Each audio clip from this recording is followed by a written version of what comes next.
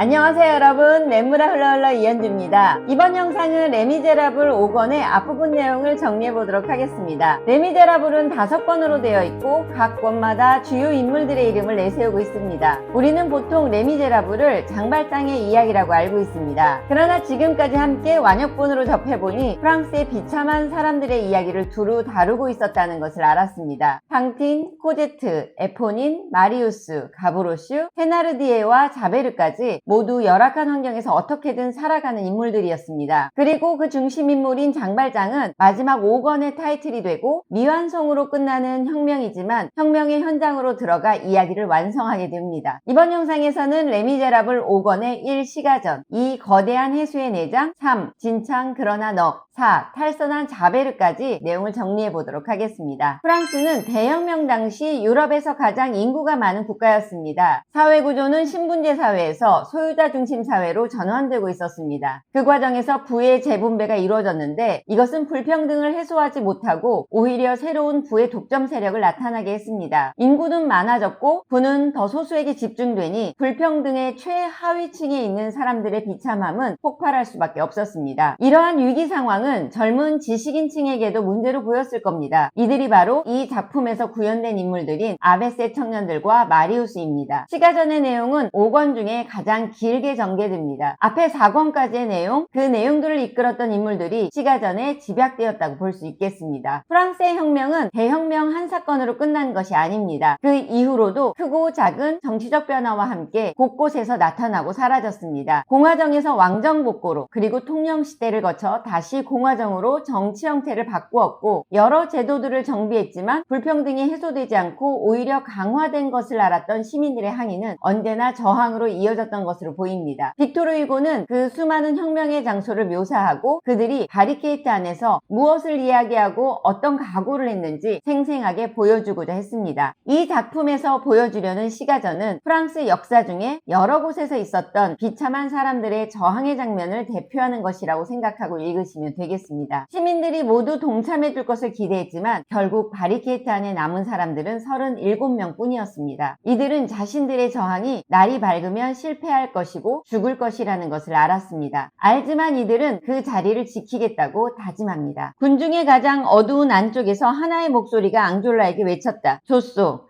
바리케이트를 20척의 높이로 올리고 모두 여기에 이대로 있읍시다. 시민들이여 시체들의 항쟁을 합시다. 민중이 공화주의자들을 저버릴지언정 공화주의자들은 민중을 저버리진 않는다는 것을 보여줍시다. 그 말은 모두의 생각에서 개인적인 불안에 괴로운 구름에서 벗어나게 해주었다. 그것은 열광적인 환호를 받았다. 여기에 장발장이 합류하게 됩니다. 그리고 앙졸라는 부인과 어린아이, 노부모가 있는 젊은이는 국민복을 입고 빠져나가라고 설득합니다. 그의 연설 내용은 당시 프랑스에서 비참한 계급으로 살아가는 것이 얼마나 비극적이었는지를 잘 알 수 있게 합니다. 그리고 그들이 무엇을 위해 죽는지 말해줍니다. 혁명은 하나의 통행세요.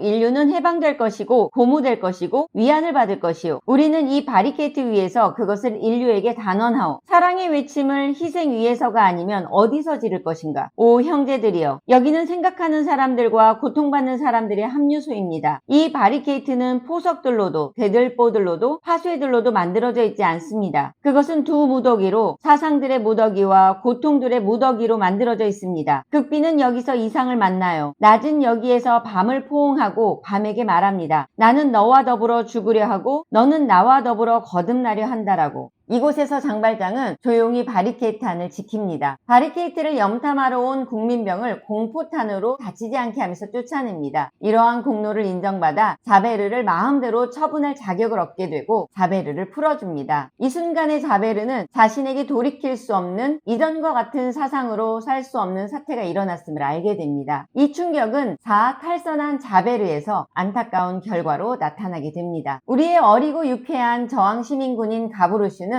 마지막 순간까지 자기 몫을 충실하게 합니다. 바리케이트 안에 10개의 약포밖에 없다는 말을 듣고 바리케이트 밖으로 나가 포탄을 줍다가 국민병의 총에 맞아 죽습니다. 그런데 포탄을 줍는 가브로슈는 끝까지 노래를 부릅니다. 그 광경은 무시무시하고도 유쾌했다. 가브로슈는 사격을 받으면서도 그것을 짓궂게 놀려대고 있었다. 그는 몹시 재미있어 하는 것 같았다. 그것은 사냥꾼들을 부리로 쪼고 있는 참새였다. 총알이 날아올 때마다 그는 한 절로 대답했다. 저쪽에선 끊임없이 그를 겨누었지만 매번 빗나갔다. 국민병들과 군인들은 그를 겨누면서 웃고 있었다. 그는 누웠다가 다시 몸을 일으키고 문 한쪽 구석에 숨었다가 뛰어나오고 사라졌다가 다시 나타나고 도망쳤다가 돌아오고 산탄의 조롱으로 응수하고 그러는 동안에도 약포들을 약탈하고 탄약 주머니들을 비워 자기의 바구니를 가득 채웠다. 폭도들은 걱정이 되어 가쁘게 숨을 쉬면서 그를 지켜보고 있었다. 바리케이트는 떨고 있었고 그는 노래하고 있었다. 이건 어린아이가 아니었다. 이건 어른도 아니었다. 이건 이상한 요정 같은 건달이었다. 혼전에 불사신 난쟁이 같았다. 이 장면은 마치 아무리 권력이 저항하는 시민을 폭력으로 진압하려고 해도 우리는 끝까지 노래를 부르면서 저항을 멈추지 않겠다는 의지로 보입니다. 한편으로는 저항이란 이렇게 노래를 부르면서 유쾌하게 해야 한다는 의미로도 읽힙니다. 바리케이트 안은 최후를 맞이하고 그 안에 남아있던 사람들은 모두 죽습니다. 그리고 쓰러진 마리우스를 장발장이 끌고 파리의 하수도로 들어갑니다. 그렇게 장발장은 마리우스와 마지막 사투를 벌이게 되는데 그 내용이 이 거대한 해수의 내장에서 이어집니다. 장발장은 다시 모험을 시작한 셈입니다. 왜냐하면 파리의 하수도는 미로처럼 뻗어있고 밖으로 나갈 수 있다는 확신이 없는 지하 세계이기 때문입니다. 이를 묘사하는 빅토르 위고의 서술은 파리의 하수도 역사를 따라 진행됩니다. 장발장과 마리우스의 바리케이트 탈출 과정을 잘 이해하기 위해서라도 길게 묘사된 파리의 하수도 역사 이야기를 잘 읽어두시기 바랍니다. 사람들은 하수도에 내려가는 것은 무덤 속에 들어가는 것이다라고 속담처럼 말했다. 내가 말했듯이 온갖 끔찍한 전설들이 이 거대한 하수도를 두려움으로 뒤덮고 있었다. 인간의 혁명과 지구의 혁명의 흔적이 있는 몹시 무서워하는 더러운 곳, 그리고 노아의 대홍수 때의 조가비에서부터 마라의 누더기에 이르기까지 모든 대변동들의 유적들을 발견하는 곳. 이 부분은 앞에서 묘사된 파리의 하수도를 통과하는 장발장과 마리우스의 이야기입니다. 두 갈래 길이 나타났을 때 감의 의지에 앞으로 한 걸음 한 걸음 나아갑니다. 그 선택에 확신이 있을 리 없습니다. 다만 한 걸음씩 나아가지 않을 수 없으니 그저 걸어나가는 것뿐입니다. 하수도 수색을 하는 경찰의 눈을 피해서 나아가고 하수도 바닥이 꺼진 곳을 디뎌가며 우물 속을 걸어갑니다. 걸어가는 내내 의식을 잃은 마리우스를 들거나 업은 채로 장발장은 앞으로 나아갑니다. 한편 장발장이 나가려는 하수도 출구에는 테나르디에가 지키고 있습니다. 무언가 잡다한 범죄를 저지른 후 자베르의 추적을 받고 쫓겨온 테나르디에는 하수도 출구의 열쇠를 갖고 그곳으로 숨어들었습니다. 의식을 잃은 마리우스를 시체로 이해한 테나르디에는 장발장과 거래하면서 마리우스의 옷을 조금 찢어가집니다. 이 증거물은 이 책의 마지막 부분에서 장발장을 구하게 됩니다. 테나르디에는 마리우스를 만지작거리면서 요술쟁이 같은 민첩한 솜씨로 장발장 모르게 그의 옷자락 한 조각을 찢어서 자기 작업복 아래에 넣었는데 그 조각이 훗날 살해된 사람과 살해자가 누구인가를 알아보는데 도움이 되리라고 아마 그는 생각했을 것이다. 테나르디에는 장발장을 순순히 하수도 밖으로 내보내주는데 밖에 자베르가 있다는 것을 알았기 때문입니다. 장발장은 다시 자베르와 마주합니다. 그러나 다시 마주한 자베르는 이전의 자베르가 아닙니다. 인간은 선인과 악인으로 구분할 수 없다는 복잡한 사실을 깨달은 자베르입니다. 자신이 믿어온 신념이 모두 깨졌습니다. 자베르를 알아본 장발장은 자신을 체포하라고 말하면서 마리우스를 집에 데려다 줄 수 있게 도와달라고 하자 자베르는 그 부탁을 들어줍니다. 장발장은 자기 집에 잠시 들를 수 있게 해달라고 부탁하고 집에 들어갔다 나와보니 자베르는 사라지고 없습니다. 자베르가 장발장을 놓아준 것입니다. 자베르는 양심이 무엇인지, 범죄자란 무엇을 의미하는지, 비참한 사람들을 모두 사회의 악인으로 봐온 자신의 지난 삶은 무엇인지 고뇌합니다. 장발장이 자신에게 복수하지 않고 놔준 바리케이트 사건 이후로 자베르는 삶의 복잡성을 생각하기 시작합니다. 장발장이야말로 그의 정신을 누르는 무거운 짐이었다. 장발장은 그를 당황하게 하고 있었다. 그의 전생의 거점이었던 모든 자명한 이치들은 그 사람 앞에서 무너져가고 있었다. 자베르, 그에 대한 장발장의 관용은 그를 압도하고 있었다. 다른 사실들을 그는 떠올리고 그것들을 옛날에는 거짓이고 망상이라고 했었는데 그것들이 이제 현실로서 그에게 되돌아오고 있었다. 마들렌 씨가 장발장 뒤에 다시 나타나고 그 두 얼굴이 겹쳐 더 이상 하나밖에 되지 않았는데 그것은 숭배할 만한 것이었다. 뭔지 무시무시한 것이 죄수에 대한 찬탄의 감정이 그의 마음속에 스며드는 것을 자베르는 느끼고 있었다. 그동안 자신이 맹목적으로 따랐던 삶의 원칙들이 무너집니다. 1권에서 장발장이 미리엘 주교를 만난 후에 은식기를 훔쳐간 자신을 용서해준 순간의 변화가 자베르에게 일어난 것입니다. 장발장은 이 변화에서 온 충격을 온 삶에서 미리엘 주교의 가르침을 실천하는 것으로 전환시켰습니다. 그러나 자베르에게는 그것이 버거웠던 것으로 보입니다. 보입니다. 왜냐하면 자베르는 팡틴을 비롯해서 수많은 비참한 사람들을 낙인 찍고 구속하고 벌 주는 권력자의 수행인으로 살아왔기 때문입니다. 그 자신 자베르는 질서의 감시자, 경찰 업무에서의 함구불변성, 사회를 지키는 개같은 가우자였는데 패배하고 쓰러져 있었다. 그런데 그 모든 폐허 위에 머리에 푸른 모자를 쓰고 이마에 후광을 받고 있는 한 사나이가 서 있었다. 그렇게 그는 전복되어 있었다. 그렇게 그는 영혼 속에 무시무시한 광경을 가지고 있었다. 이런 일이 용인될 수 있었다고? 천만에. 자베르의 선택이 안타깝습니다. 그러나 이것이 작품 속의 상징이라고 생각한다면 자베르의 선택은 선과 악의 구분으로 이 세상을 판단했던 삶에서 관용과 포용으로 세상을 바라보는 대전환은 오로지 이전의 삶을 죽이고 새로 태어나야 가능하다는 것을 보여주는 장면이라고 생각해 볼 수 있겠습니다. 이제 레미제라블을 함께 읽기는 5권의 마지막 부분을 남겨놓고 있습니다. 살아남은 인물들은 사랑을 구현하면서 삶을 이어갑니다. 저항을 통해 희생한 사람들의 목까지